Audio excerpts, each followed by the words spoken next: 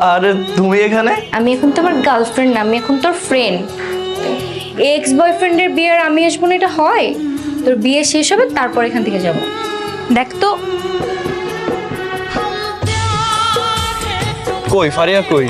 এই যে ফারিয়া চলে এসেছে। সব রেডি তো? সব রেডি। শোনো না কি বলছে ও, বলছে হলুদই দিবে না। কেন আমরা এই হলুদের আয়োজন করেছি? হলুদ দিবে না মানে? ওর কথা শুনলেই হবে নাকি? এত কষ্ট করে সবকিছু ম্যানেজ করছি। আজব, আমার বিয়ে আমার কথার কোনো মূল্য নেই। এই দাঁড়া, তোর সাথে আমার কথা আছে। মা তুমি বসো তো। কোন এক্স গার্লফ্রেন্ড তার এক্স বয়ফ্রেন্ডের হলুদে এসে তাকে হলুদ দেয়? আমি তোর গার্লফ্রেন্ড ছিলাম, এখন তো নেই। এখন তো আমি তোর বন্ধু, তাই না? আমি তোকে হলুদ দিতেই পারি। কিন্তু তুই আমার গার্লফ্রেন্ড ছিলি তো।